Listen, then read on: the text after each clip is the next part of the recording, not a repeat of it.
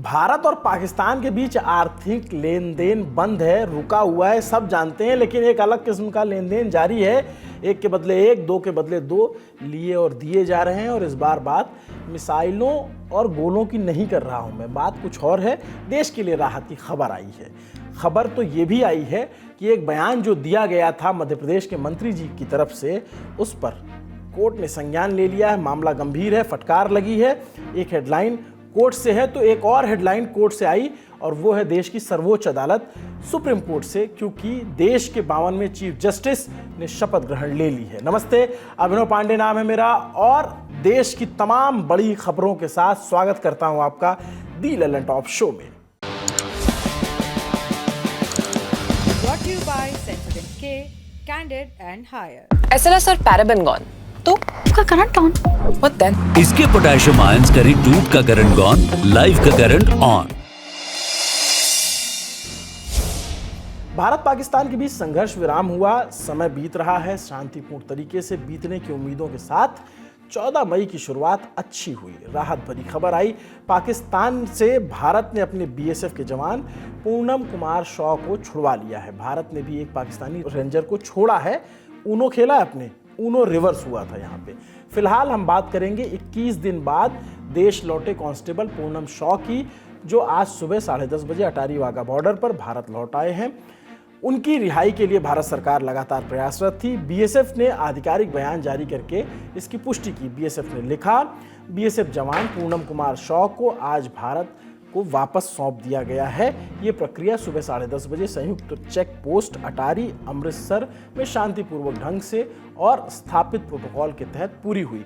Constable Poonam Shaw 23 अप्रैल 2025 को लगभग 11:30 बजे फिरोजपुर सेक्टर्स के इलाके में वहाँ पे ऑपरेशनल ड्यूटी कर रहे थे। उसी दौरान गलती से, अनजाने से पाकिस्तान क्षेत्र में चले गए थे और पाकिस्तान ने उन्हें बंदी बना लिया था, जिसके बाद उन्हें पाक रेंजर्स लगातार अपने पास रखे हुए थे।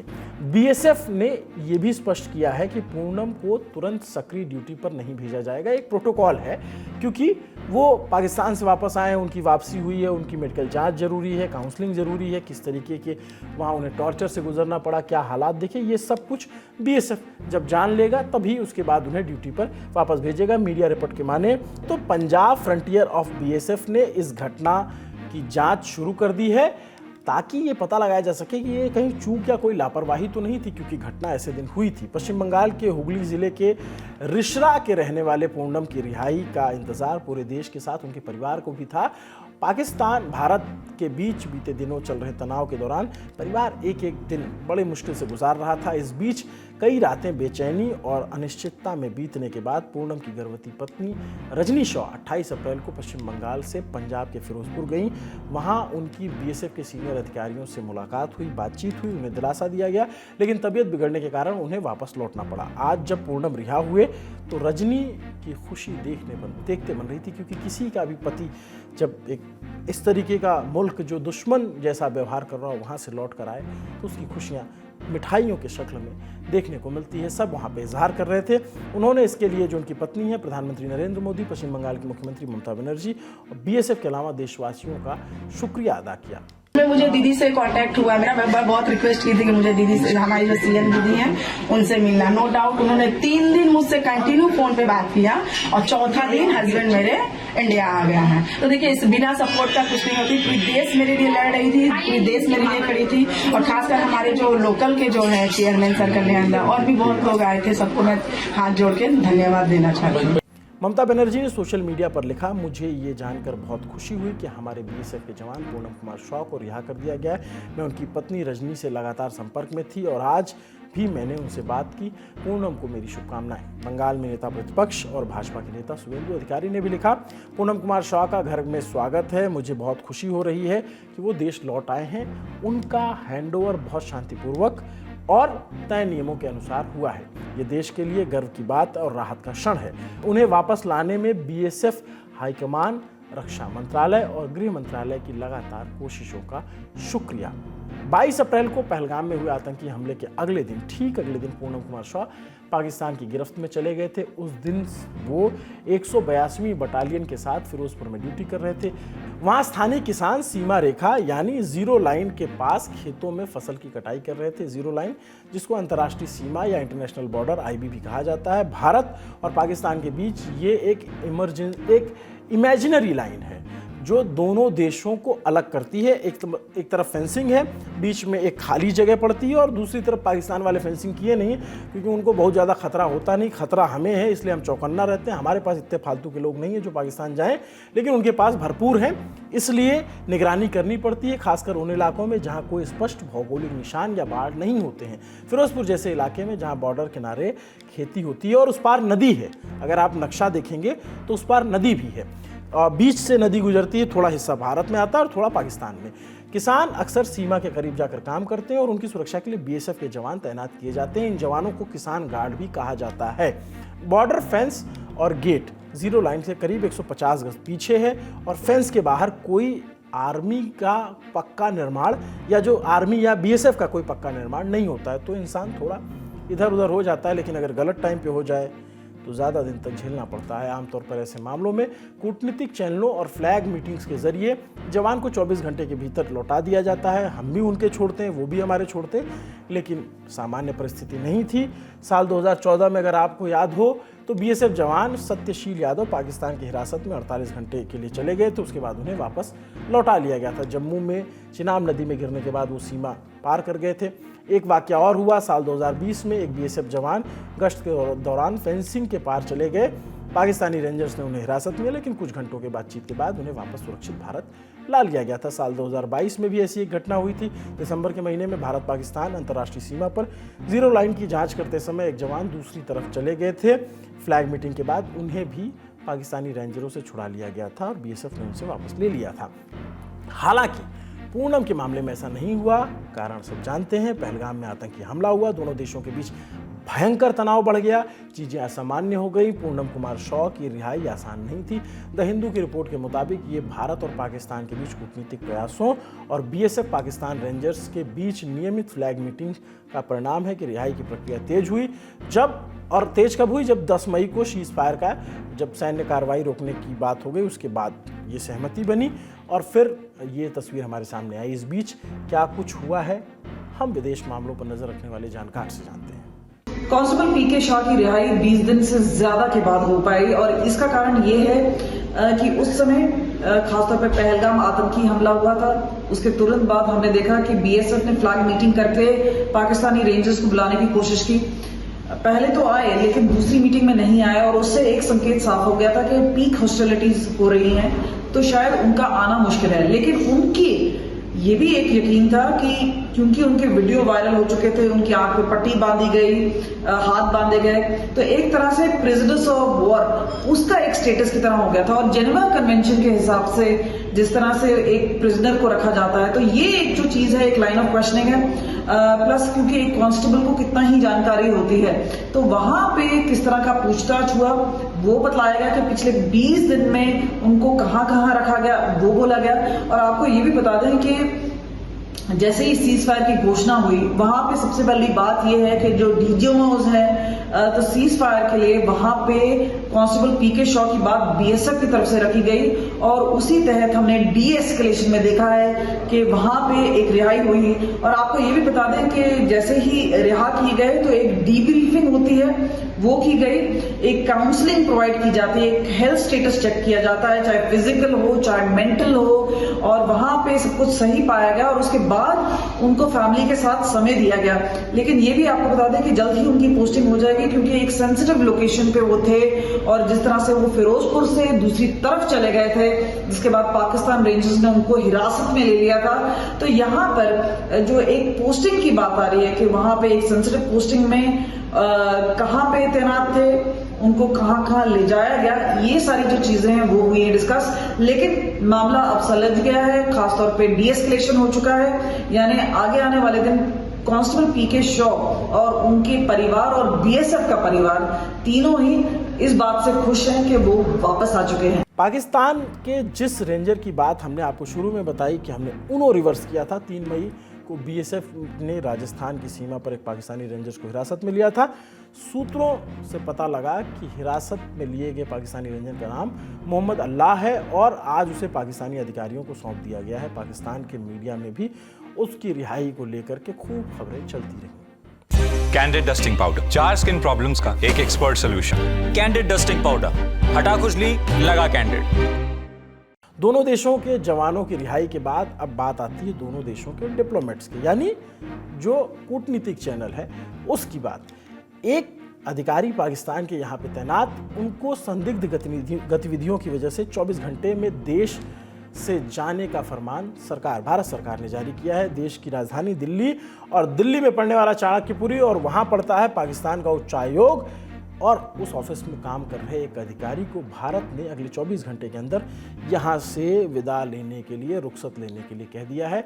इसकी पुष्टि भारत सरकार के विदेश मंत्रालय के प्रेस रिलीज से भी हुई। इसमें लिखा है कि भारत सरकार ने नई दिल्ली स्थित पाकिस्तानी उच्चायोग में कार्यरत एक पाकिस्तानी अधिकारी को पर्सोना नॉन ग्राटा घोषित कर दिया है। भारत ने ये कार्रवाई पाकिस्तानी अधिकारी के अपने कार्यक्षेत्र के इतर, वो भाई साहब कुछ और भी काम कर रहे थे, संदिग्ध गतिविधियों में शामिल होने के कारण किया है। हालांकि सरकार ने ये नहीं बताया कि अधिकारी का नाम क्या है और ये भी नहीं बताया कि किन वजहों से, क्योंकि कुछ जानकारियां देश की सुरक्षा के लिए बचाई और छिपाई भी जाती हैं। पर्सोना नॉन ग्राटा क्या होता है, ये हो सकता है आपके लिए नया शब्द। ये एक लैटिन शब्द है। पर्सोना नॉन ग्राटा का मतलब होता है अवांछित व्यक्ति। कूटनीति में इसका मतलब है किसी भी देश ने किसी विदेशी राजनयिक या व्यक्ति को अपने यहाँ आने या रहने से मना कर दिया हो। 1961 के वियना कन्वेंशन में इसकी परिभाषा दी गई, जिसमें कहा गया कि कोई देश किसी भी राजनयिक को बिना कारण बताए पर्सोना नॉन ग्राटा घोषित कर सकता है अगर उसे लगे कि वो संदिग्ध काम कर रहा है। ऐसा होने पर वो व्यक्ति अपने देश उसे जाना पड़ता है। अगर वो समय पर नहीं गया तो उसे राजनयिक मिशन का हिस्सा नहीं माना जाता है। लेकिन अब हुई इस कार्रवाई के पीछे की वजह क्या रही? इंडियन एक्सप्रेस के शुभोजीत रॉय की रिपोर्ट विदेश मंत्रालय के सूत्रों के हवाले से वो लिखते हैं कि निष्कासित पाकिस्तानी अधिकारी का संबंध पंजाब में हाल में हुई कुछ गिरफ्तारियों से है। दरअसल 11 मई को पंजाब पुलिस ने एक महिला समेत 2 लोगों को जासूसी गतिविधियों में शामिल होने के आरोप में गिरफ्तार किया था। ये दोनों पंजाब के मलेरकोटला के रहने वाले थे और रिपोर्ट की माने तो इनका संबंध दिल्ली में पाकिस्तानी उच्चायोग के उस अधिकारी से था जिसको भारत ने पर्सोना नॉन ग्राटा घोषित किया है। इससे पहले अमृतसर पुलिस ने फलक, शेर मसीह और सूरज मसीह को सेना की छावनी क्षेत्रों और हवाई अड्डों की तस्वीर और जानकारी पाकिस्तान की खुफिया एजेंसी को लीक करने के आरोप में गिरफ्तार किया था। अब इस अधिकारी के जाने से दिल्ली में पाकिस्तानी उच्चायोग के अधिकारियों की संख्या 29 हो गई है। पहलगाम में जो आतंकी हमला हुआ उसके बाद भी भारत ने एक्शन लिया था और आपको याद हो कूटनीतिक रिश्ते तब खराब हुए थे और 25 पाकिस्तानी राजनीतिक अधिकारियों को यहाँ से जाना पड़ा था। उच्चायोग ने उनको निष्कासित किया था, जिसके बाद पहले 55 संख्या थी यहाँ उनके अधिकारियों की, 30 हो गई थी, अब एक और कम हो गया है। और जब ये पाकिस्तानी उच्चायोग में अधिकारी होते हैं उसमें उनकी सेना के, वायुसेना के, नौसेना के भी अधिकारी शामिल होते हैं, उन सबको वापस भेज दिया गया था। भारत के इस कदम के बाद पाकिस्तान बौखलाया। पाकिस्तान ने क्या किया? पाकिस्तान ने वही किया जो भारत ने किया था कि हम भी आपके एक अधिकारी को पर्सोना नॉन ग्राटा घोषित करते हैं और उसे भी आप अपने यहाँ बुला लीजिए। तो ये पाकिस्तान की बौखलाहट है। पाकिस्तान छोड़ने के लिए उन्हें कह दिया गया और जाहिर सी बात है कि वो अधिकारी अब भारत लौट आएंगे। जो भी टेक्निकल दांवपेच होगा वो अपनी तरफ से चलता रहेगा। अब बात उन दोनों खबरों की कर लेते हैं जो कल हमने आपको ललन टॉप शो में बताया और इसी पहलगाम और ऑपरेशन सिंदूर के इर्द गिर्द बुनती हैं। शोपिया के जंगलों में छिपे लश्कर के 3 आतंकियों के मारे जाने की खबर हमने आपको दिखाई थी और बताया था कि कैसे ऑपरेशन किलर चलाकर भारतीय सेना ने उन तीनों आतंकियों को मार गिराया था। आज एडीजीपीआई ने एक्स हैंडल पर लिखा, ऑपरेशन किलर के तहत बरामद की गई चीज़ों में AK सीरीज की राइफलें, बड़ी मात्रा में गोला बारूद, ग्रेनेड और युद्ध के लिए इस्तेमाल होने वाले अन्य सामान शामिल हैं। इस अभियान की सफलता सभी सुरक्षा बलों और खुफिया एजेंसियों के बीच बेहतरीन तालमेल का नतीजा है। सेना ने जिस गोला बारूद को आतंकियों से बरामद किया है उसकी तस्वीर आप स्क्रीन पर देख सकते हैं।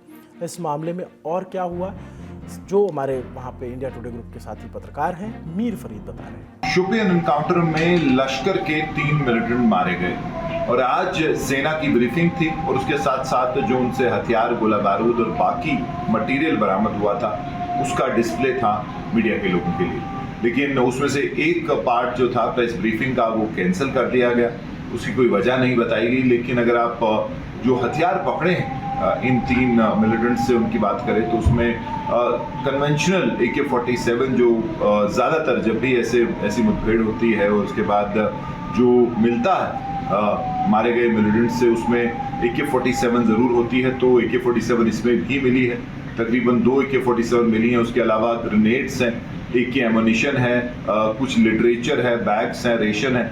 लेकिन अगर आप इस सारी जो बरामदी है इसकी जो इसमें सबसे ख़ास चीज़ की बात करें वो है चाइनीज़ अल्ट्रासेट्स, जो कि कम्युनिकेशन डिवाइसेस हैं, और इन डिवाइसेस ने सुरक्षा एजेंसीज को ज़रूर परेशान किया हुआ है।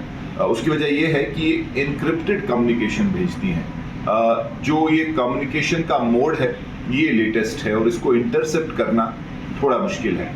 अल्ट्रासेट के बारे में बात करें तो इसका जो एक तरीका है मैसेज भेजने का वो डिफरेंट है।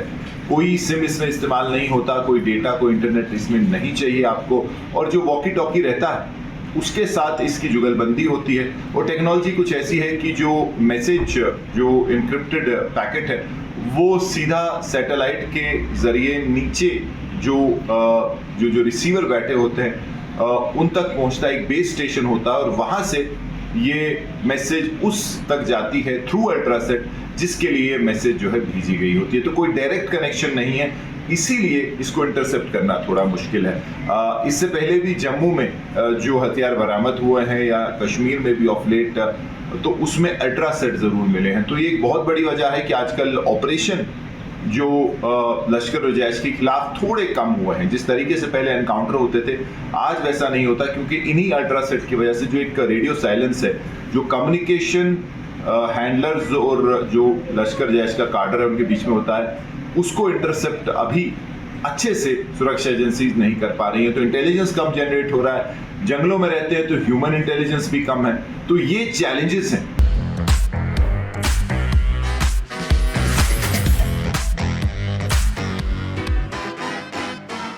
ये तो जो कश्मीर में हुआ उसकी जानकारी थी, और ये जो ऑपरेशन सिंदूर से रिलेटेड एक जो बयान दिया था मध्य प्रदेश के मंत्री जी ने, विजय शाह ने, उन पर भी बात कर लेते हैं। भाई साहब कर्नल सोफिया कुरैशी पर टिप्पणी कर रहे थे और बहुत ही घटिया, बहुत ही ओछी टिप्पणी थी, जिसके बाद मंत्री ने माफ़ी मांग ली। लेकिन मध्य प्रदेश हाईकोर्ट ने इस मामले को स्वतः संज्ञान लेते हुए गंभीरता से लिया है और कोर्ट ने ये कहा है कि कर्नल सोफिया कुरैशी पर दिए गए बयान पर विजय शाह के खिलाफ 4 घंटे के भीतर FIR दर्ज कराई जाए। इसका निर्देश दिया उन्होंने। जस्टिस अतुल श्रीधरन की अध्यक्षता वाली डिवीजन बेंच ने मध्य प्रदेश के DGP को तत्काल FIR करने के लिए स्पष्ट आदेश दिए हैं। यही नहीं, कोर्ट ने राज्य के महाधिवक्ता प्रशांत सिंह को भी किसी भी स्थिति में FIR दर्ज कराने के लिए सख्त आदेश दिए हैं। मध्य प्रदेश में इसको लेकर राजनीति हो रही है। कांग्रेस के अध्यक्ष जो हैं मध्य प्रदेश के जीतू पटवारी ने मंत्री विजय शाह के खिलाफ विवादित टिप्पणी को लेकर शिकायत दर्ज कराई है। राजनीतिक हलकों में विजय शाह की बयानबाजी को लेकर जो राजनीति है वो तेज है। पक्ष विपक्ष दोनों तरफ के नेताओं की तरफ से बयान आ रहे हैं और लताड़ लगाई जा रही है। बीजेपी के भी जो उच्च पदस्थ सूत्र हैं, जो बड़े नेता हैं, वो भी विजय शाह के बयान से बिल्कुल खुश नहीं है। मंत्री ने जिस तरीके का वक्तव्य दिया और फिर आपने सुना नहीं, तो ये तो आपकी भाषा और आपके काम में अंतर है। मोदी जी, इनको बर्खास्त क्यों नहीं किया 24 घंटे में आपने?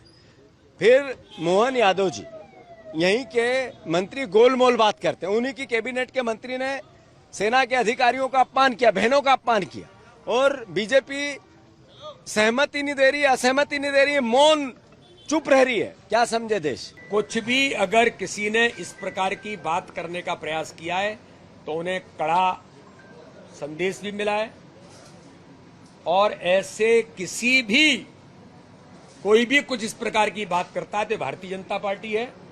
भारतीय जनता पार्टी की अपनी पद्धति है, हमारा अनुशासन है। हम किसी को इस प्रकार से न कोई अनुमति देते हैं, न इस प्रकार की चीजों को करने के लिए अगर कोई करने का प्रयास करता है तो कड़ी चेतावनी है। ऐसे लोगों को हम कभी ऐसे अवसर नहीं मिलते। भारतीय जनता पार्टी है, इसलिए कांग्रेस क्या कहती है, क्या करती है, मुझे लगता है कि उनके बारे में मैं बहुत कुछ कहने की जरूरत नहीं। अभी आपको हमने जो खबर दिखाई वो वेस्टर्न फ्रंट से थी या उससे जुड़ी हुई थी। अब चलते हैं ईस्टर्न फ्रंट की ओर। पाकिस्तान से मोर्चा चल ही रहा था। एक दूसरा छोर है जहां चीन बैठा हुआ है। वो चीन एक बार फिर से कुछ हिमाकत कर रहा है। अरुणाचल प्रदेश को लेकर अपनी खुराफात फिर से शुरू कर दी है। उसकी तमाम मिसाइलें दग गईं तो वो नाम बदलने की प्रक्रिया शुरू कर चुका है, या फिर अपनी खुशी के लिए, जैसे कुछ होता है ना कि कुछ स्वनामधन या सेल्फ ऑब्सेस्ड लोग होते हैं, अपनी खुशी के लिए कुछ करते हैं, तो चीन भी ऐसा कुछ कर रहा है। 11-12 मई को चीन ने अरुणाचल प्रदेश की 27 जगहों के नाम बदल दिए, जिससे हमें कोई फ़र्क नहीं पड़ता और उनको भी कोई फ़र्क नहीं पड़ेगा। नाम जारी करने का मकसद भारतीय इलाकों में अपना दावा जताना है। भारत इसे पूरी तरह से खारिज कर चुका है। भारतीय विदेश मंत्रालय ने कहा कि अरुणाचल प्रदेश हमेशा भारत का अभिन्न हिस्सा है और रहेगा। विदेश मंत्रालय ने कहा, चीन बार बार अरुणाचल प्रदेश की जगहों का नाम बदलने की बेकार और हास्यास्पद कोशिश कर रहा है। हम ऐसी कोशिशों को साफ तौर पर खारिज करते हैं। नए नाम गढ़ने से ये सच नहीं बदलेगा कि अरुणाचल प्रदेश भारत का अटूट हिस्सा है। गजब पड़ोसी मिले हैं। एक पाकिस्तान है जो चीन के रहमो करम पे पलता है, बदला लेने की कोशिश करता है, और दूसरा जो चीन है वो नाम बदलने पे तुला हुआ है। एक F-16 करता रहता है, और दूसरा F-2 क्या होता है पता है? आप कीबोर्ड चलाते हैं तो आपको पता होगा। F-2 का इस्तेमाल रीनेम के लिए होता है। ऐसा नहीं है कि चीन ऐसा पहली बार कर रहा है, वो लगातार इस तरीके की हरकतें करता आया। 2017 में भी ऐसी कोशिश की थी, स्क्रीन पर आपको दिख रहा होगा। 2021 में भी 15 जगहों के नाम बदलने की कोशिश की थी। 2023 में भी नाम बदलने की कोशिश की। 2024 में भी की। 30 जगह 25 जगह जहां उसका मन आता है। तो चीन ठहरा, वो वॉशिंगटन DC का नाम भी बदल सकता है अपने दस्तावेजों में, उसका कुछ किया नहीं जा सकता। अभी जो कीबोर्ड की बात है वो कुछ और विदेशी और चाइनीज़ कीबोर्ड धारकों की भी बात कर लेते हैं, क्योंकि चीन के सरकारी मीडिया जो एक न्यूज़ एजेंसी है शिन्हुआ और ग्लोबल टाइम्स, उनका एक्स हैंडल बैन कर दिया गया है भारत में, क्योंकि वो पाकिस्तानी एजेंटों की तरह काम कर रहे थे, गलत सूचना फैला रहे थे। ऐसा नहीं है कि भारत ने कार्रवाई एकाएक कर दी। इंडिया टुडे की रिपोर्ट के मुताबिक बीते दिनों चीन में भारतीय दूतावास से स्थानीय मीडिया को चेतावनी दी गई और उनसे कहा गया कि पुष्ट सूचनाएं दीजिए, गलत जानकारी सोशल मीडिया पर ना फैलाएं। भारतीय दूतावास के एक्स हैंडल पर लिखा गया, डियर ग्लोबल टाइम्स, हम आपको सलाह देते हैं कि इस तरह की गलत सूचना फैलाने से पहले तथ्यों की जांच करें और अपने सूत्रों की विश्वसनीयता की पुष्टि कर लें।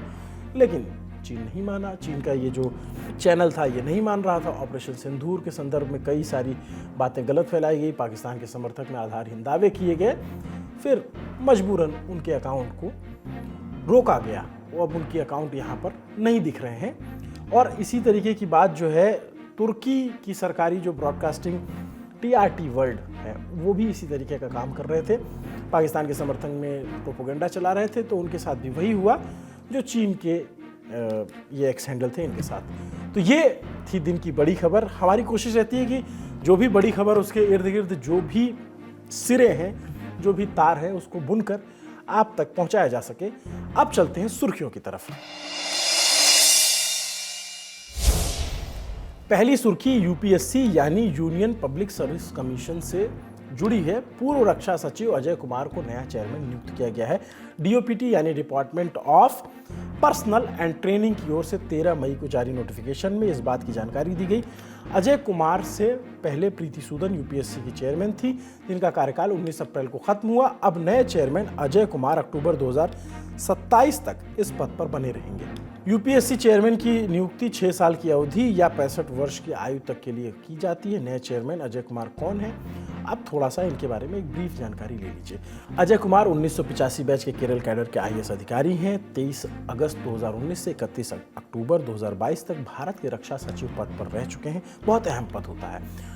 अपने कार्यकाल के दौरान उन्होंने प्रमुख रक्षा सुधारों में महत्वपूर्ण भूमिका निभाई, जिसमें अग्निवीर भर्ती योजना, चीफ ऑफ डिफेंस स्टाफ यानी CDS की स्थापना और ऑर्डिनेंस फैक्ट्रीज को रीस्ट्रक्चर किया।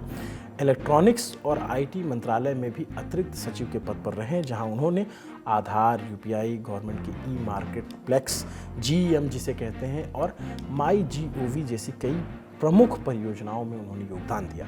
2012 में राष्ट्रीय इलेक्ट्रॉनिक्स नीति तैयार करने में भी उन्होंने मदद की थी। राष्ट्रीय सूचना विज्ञान केंद्र के महानिदेशक भी रहे। काफ़ी लंबा करियर रहा, काफ़ी अच्छा करियर रहा। अजय कुमार अपने प्रशासनिक करियर की शुरुआत उन्होंने केरल से की थी। वो पलक्कड़ जिले के कलेक्टर रहे। केरल सरकार के आईटी डिपार्टमेंट के प्रमुख सचिव रहे। रिटायरमेंट के बाद वो कई स्टार्टअप्स में मेंटोर के तौर पे काम कर रहे थे। एमजीएफ कवच के फाउंडर हैं। अजय कुमार ने आईआईटी कानपुर से इलेक्ट्रॉनिक इंजीनियरिंग में बीटेक किया था। इसके बाद अप्लाइड इकोनॉमिक्स में मास्टर्स किया और यूनिवर्सिटी ऑफ मिनेसोटा यूएसए से बिजनेस एडमिनिस्ट्रेशन में पीएचडी की। काफ़ी विद्वान व्यक्ति हैं। भारतीय राष्ट्रीय इंजीनियरिंग एकेडमी के फेलो भी रह चुके हैं। अजय कुमार के साथ अनुराधा प्रसाद को सदस्य नियुक्त किया गया। अनुराधा प्रसाद 1986 बैच की ओडिशा कैडर के आईएएस अधिकारी रही हैं। यूपीएससी का काम आप जानते हैं, सिविल सर्विसेज के जो ऑफिसर हैं उनको नियुक्त करना, उनका चयन करना होता है। आईएएस, आईपीएस, आईएफएस जैसे तमाम अधिकारी जो है इसी बॉडी से चुनकर आते हैं। यही उनका एग्ज़ाम और इंटरव्यू कंडक्ट कराता है। इसमें जो यूपीएससी होता है इसमें चेयरमैन लीड करते हैं, 10 मेंबर होते हैं। फिलहाल 2 पद अभी खाली हैं। अगली सुर्खी की तरफ चलते हैं। जस्टिस भूषण रामकृष्ण गवई ने आज भारत के 52वें चीफ जस्टिस के रूप में शपथ ले ली है। राष्ट्रपति द्रौपदी मुर्मू ने गवई को सीजेआई के पद की शपथ दिलाई। राष्ट्रपति भवन में आयोजित शपथ ग्रहण समारोह में उपराष्ट्रपति जगदीप धनखड़, पूर्व राष्ट्रपति रामनाथ कोविंद, प्रधानमंत्री नरेंद्र मोदी, गृहमंत्री अमित शाह, नेता विपक्ष राहुल गांधी समेत कई केंद्रीय मंत्री वहां मौजूद रहे। इस दौरान एक तस्वीर आई जिसकी खूब चर्चा हो रही है। बहुत प्यारी तस्वीर है। सीजेआई बीआर गवई ने शपथ लेने के बाद अपनी माँ कमल ताई गवई के पैर छूकर आशीर्वाद दिए। व्यक्ति कितना भी बड़ा हो जाए, कितने भी ऊंचे पोस्ट पर पहुंच जाए, माँ से बड़ा नहीं होता। ये तस्वीर उसकी गवाही देती है। बहुत ही प्यारी तस्वीर है। कल चीफ जस्टिस की माँ कमलमयी गवई ने कहा था उनका बेटा यहाँ अपनी मेहनत और काबिलियत के दम पर पहुंचा है। पूर्व सीजेआई खन्ना के बाद वरिष्ठता की सूची में जस्टिस गवई का नाम था, इसलिए जस्टिस खन्ना ने उनके नाम को आगे बढ़ाया। हालांकि जस्टिस गवई का कार्यकाल सिर्फ 6 महीने का है। सीजेआई गवई देश के दूसरे दलित और पहले बौद्ध चीफ जस्टिस हैं। पहले दलित जो चीफ जस्टिस थे वो केजी बालाकृष्णन थे। मैंने कल भी आपको शो में बताया था। सुप्रीम कोर्ट की वेबसाइट पर उपलब्ध प्रोफाइल के मुताबिक महाराष्ट्र के अमरावती से आने वाले जस्टिस बीआर गवई का लंबा कार्यकाल रहा है, लंबा अनुभव रहा है न्यायपालिका की दुनिया में। 16 मार्च 1985 में वो बार में शामिल हुए। 1987 तक उन्होंने बॉम्बे हाई कोर्ट के पूर्व एडवोकेट जनरल और जज रहे। बाद में राजा एस भोसले के साथ काम किया। 1990 के बाद उन्होंने मुख्य रूप से संवैधानिक और प्रशासनिक कानून में बॉम्बे हाई कोर्ट की नागपुर बेंच में प्रैक्टिस की। इस दौरान वो नागपुर नगर निगम, अमरावती नगर निगम और अमरावती विश्वविद्यालय के स्थायी वकील भी रहे। और अगस्त 1992 से जुलाई 1993 तक गवई को बॉम्बे उच्च न्यायालय की नागपुर पीठ में सहायक सरकारी वकील और अतिरिक्त लोक अभियोजक नियुक्त किया गया। उन्हें 17 जनवरी 2000 से सरकारी वकील और लोक अभियोजक के रूप में नियुक्त किया गया। 14 नवंबर 2003 को उन्हें बॉम्बे उच्च न्यायालय में अतिरिक्त न्यायाधीश के रूप में पदोन्नत किया गया। फिर आई 12 नवंबर 2005 की तारीख, जस्टिस बीआर गवई उच्च न्यायालय में परमानेंट जज बन गए और वहाँ से वो प्रैक्टिसिंग जज हो गए, जो लगातार फैसले सुना रहे थे। 24 मई 2019 को उनकी नियुक्ति सुप्रीम कोर्ट में हुई। सुप्रीम कोर्ट के न्यायाधीश बने। उनके रिटायरमेंट की तारीख 23 नवंबर 2025 है और तब तक वो चीफ जस्टिस ऑफ इंडिया के पद पर बने रहेंगे। सीजेआई बनने से एक दिन पहले बार और बेंच को दिए अपने इंटरव्यू में जस्टिस गवई ने बताया कि इस कार्यकाल में उनकी प्रायोरिटी क्या क्या होने वाली है। अदालतों में लंबित मामलों को कम करना, न्यायिक नियुक्तियों में पारदर्शिता लाना, न्यायिक पालिका से भ्रष्टाचार दूर करना, आर्टिफिशियल इंटेलिजेंस का इस्तेमाल, टेक्नोलॉजी के इस्तेमाल को बढ़ावा देना, सेवानिवृत्ति के बाद कोई सरकारी पद नहीं लेंगे। ये बड़ी बात उन्होंने कही। सोशल मीडिया पर ट्रोलिंग पर ध्यान नहीं देंगे, ये भी उन्होंने कहा। सीजेआई गवई के कार्यकाल पूरा होने के बाद देश को पहली महिला सीजेआई भी मिल सकती हैं। जस्टिस बीवी नागरत्ना का नाम अभी सबसे आगे चल रहा है। अगर जस्टिस नागरत्ना सीजेआई बनी तो उनका कार्यकाल केवल 36 दिन का रहेगा। तो ये था आज का लल्लन टॉप शो। आपको ये शो कैसा लगा? तमाम जानकारी जो हम लेकर आए, क्योंकि हमारी कोशिश रहती है कि सारी जानकारियां एक साथ एक जगह पर लाकर आपको स्पष्ट रूप से और पुष्ट तौर पर पहुंचाई जाए। हमारी कोशिश कितनी कामयाब रही ज़रूर बताइएगा। नमस्ते, अभिनव पांडे नाम है मेरा। देखते रहिए दी लल्लन टॉप। शुक्रिया। अपना और अपनों का खूब ख्याल रखिएगा।